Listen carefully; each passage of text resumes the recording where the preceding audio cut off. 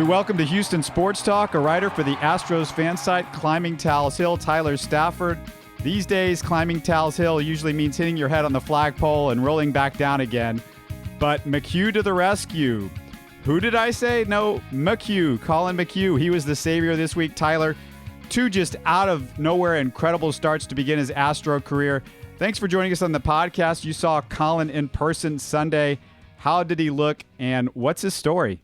Yeah, man, that was incredible. I don't know what is in the water down there in Oklahoma City, but they're doing something to keep these prospects going. Yeah, I was in person there watching him, and he was just dominant the whole game. I talked to A's manager Bob Melvin after the game. He really said that McHugh was just dropping every pitch he wanted for a strike. He could throw that curveball wherever he wanted, and that cutter that he's throwing, 90, 91, all of the A's players that I interviewed after the game were just saying, it played faster than what they thought. And yeah, I mean, he was absolutely phenomenal. It's kind of a little bit surprising because he was with the Colorado organization and the New York Mets organization. He's kind of bounced around a little. So, the Astros have caught some magic here. How long will it last? You mentioned the stuff that he has and how impressive he was to Bob Melvin. That, going ahead here in the future, I mean, it looks like when Scott Feldman gets back, you got to keep this guy in the rotation. Yeah, absolutely. And I think, unfortunately, I think that means Peacock is the odd man out. I think he goes back to the bullpen. McHugh has earned his spot. You can't take that away after 15 and a third scoreless innings to start a season. That's the third longest streak for an Astros starter in their history. I would be interested to know if whether Brent Strom or another pitching coach tweaked anything with McHugh, because I know before the season, Strom really taught a lot of the Astros pitchers how to throw a better curveball. I wrote an article about that, Jared Cozart has a great new curveball.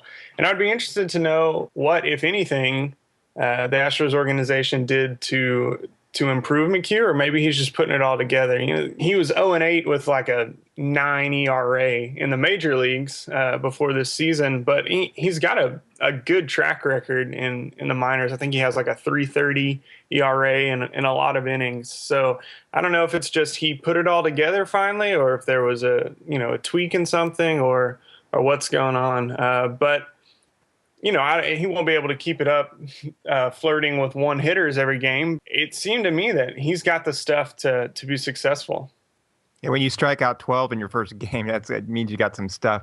But also wanted to ask, you were mentioning about the organization and pitchers, and the big news last week out of the Astros organization where they were sending Mark Appel to extended spring training. And you even wrote about this on the Climbing Tal's Hill. And in comparison with another pick from last year, Jonathan Gray, and the tandem starting pitching that the Astros are doing with Mark Appel, and he's had a slow start to 2014 here. He had the appendectomy, but he's had a slow start at High A Lancaster. And you also mentioned about, again, the tandem starting pitching. Can you kind of further elaborate on that and what the Astros are thinking here, sending him to extended spring training in Florida? Yeah, so for people who don't know, the tandem starting pitching is essentially, the Astros have 8 players that they deem as starters, and they piggyback with each other. So one will go 5 innings, and then the other will go 4, theoretically. But the problem with that is they're pitching every 4 days, and that's just something that pitchers don't do anymore. And so even though Appel was probably only going 4 or 5 innings to start, he didn't have that extra day to get prepared and his arm to heal. And I think that's a big adjustment. And I think that's concerning for the Astros, not only because, he was a number 1 overall pick and signed him for $6.25 million. So, I mean, it's a big investment. It's also a shot to their tandem pitching system, because Mike Foltynewicz complained about it last season to Evan Drellick, just talking about he had this elbow soreness, and he kind of blamed the tandem pitching on that. And so it's concerning. It's very bad that Appel is back in spring training, but I hope that there he can kind of stretch out his arm and get going. There are certainly some doubts about this tandem pitching thing and whether it's it's good for those top guys, because not only are their arms feeling weird, in my opinion, it's not giving them that same experience mentally as coming to the majors, where you want your starter with that bulldog mentality of I'm going to go as long as I can and I'm going to help my team win. But when you just know you're going out there for 5 innings and then you got to be back out there in 4 days, I think it completely changes the mindset. So I'll be interested to see where this goes from here. After the All-Star break last year, the Astros kind of went away from the tandem pitching in like Oklahoma City. And so I would be interested to see if they do away with that sooner rather than later, especially for guys like Appel. Yeah, and with Appel too at Stanford, he pitched basically every 7 days. Then you come into the major leagues and you this tandem starting, like you say, every 4 days. It's got to be kind of jarring, right? It's kind of the anti-Durker strategy there of like just pitch as long as you can. Speaking of Appel and phenoms that are struggling, I wanted to get to George Springer next. He has 2 extra base hits and 47 at bats. He's batting 170 and has 3 errors in his first 12 games. This is like hearing your Christmas present for a year that you're all excited about, and you open it up and you only find the bicycle that you were hoping for is a beat up, broken like skateboard.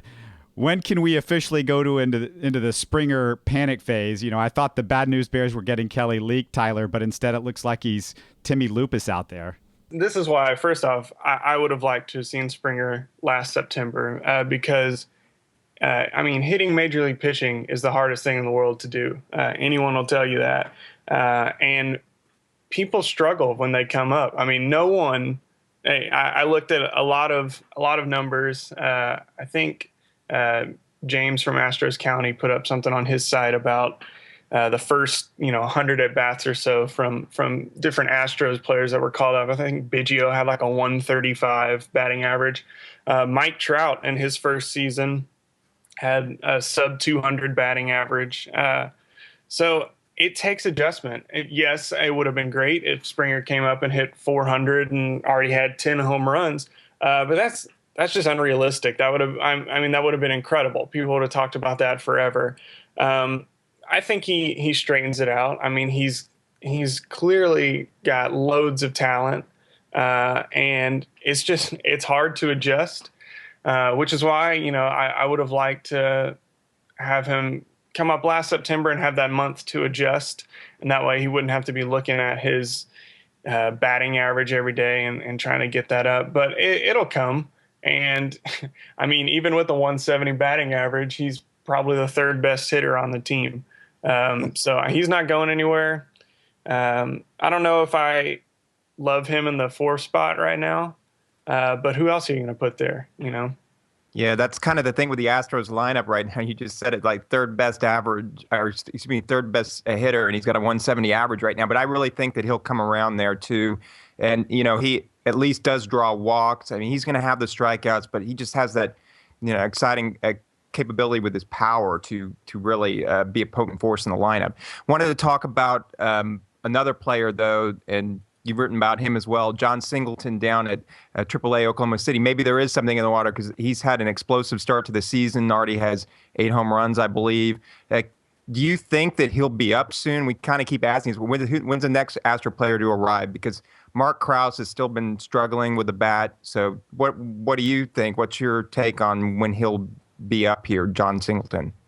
I think ideally the Astros would like to wait until, in a perfect world, I think the Astros would have liked to wait until probably the PCL All-Star break. That's not going to happen. The Astros they're struggling so much, and Singleton is hitting so well that I would expect him to be up in late May or maybe even mid-May. But fans are clamoring for that, and I just don't know if that is the best idea.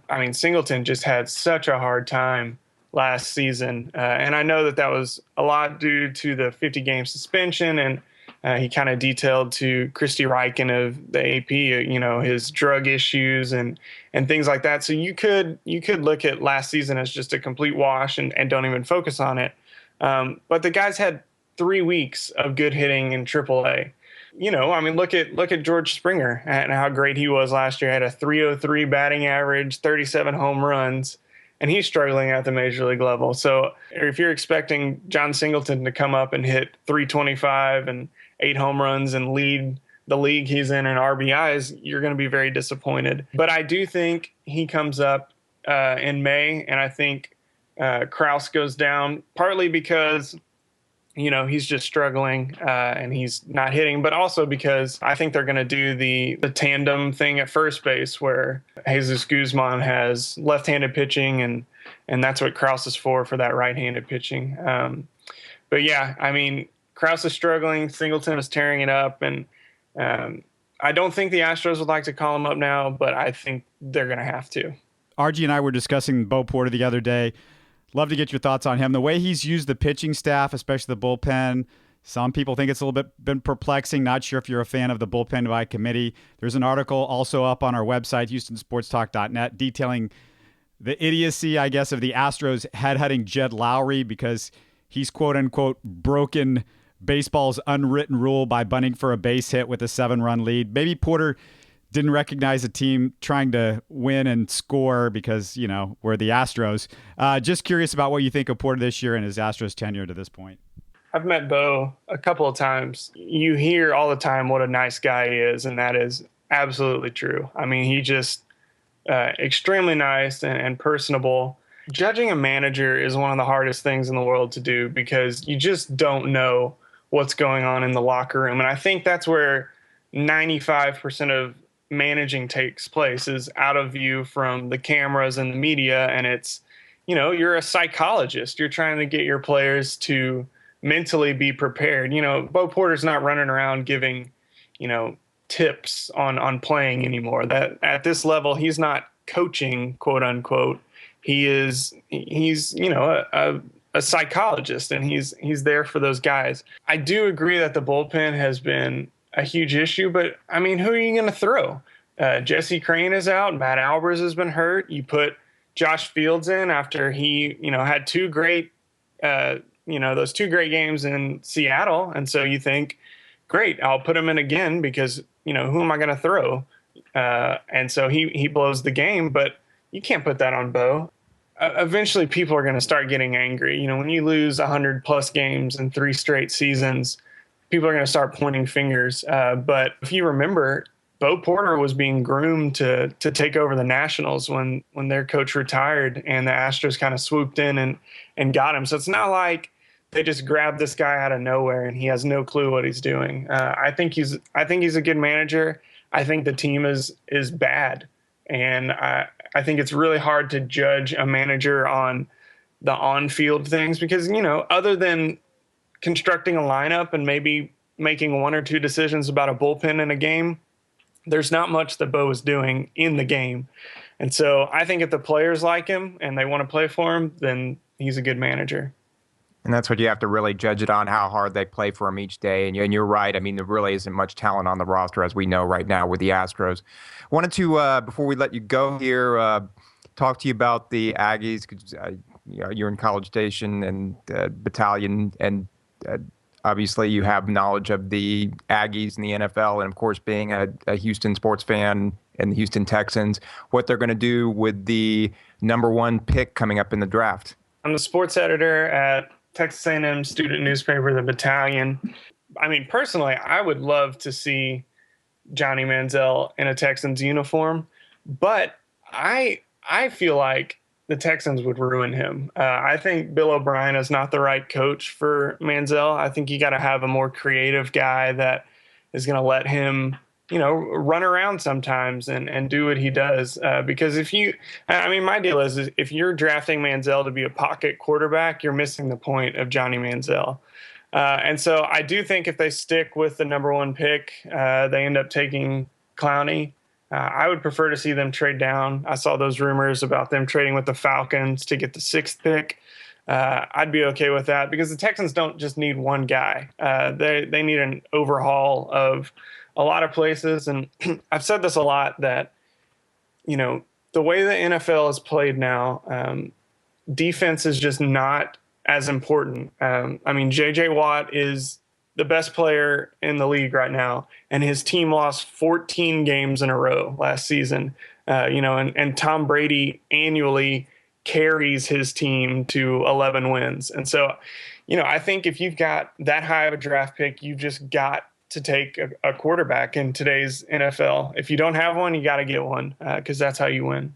Well, before we wrap it up, I just want to give you a chance. Go ahead and give us all your information. Where can they find all your writing at, as well as your Twitter handle, social media? Go through some of those if you would. I write at the Astros blog, climbingtaleshill.com. You can go there and search for me. And then you can follow me on Twitter at Jeff Blogwell. I also write for the Battalion. And so, if you follow me, I'll tweet out links to some of the articles I write. And if you're in College Station, come say hi. Well, great to have you with us on the show. Thanks for joining us.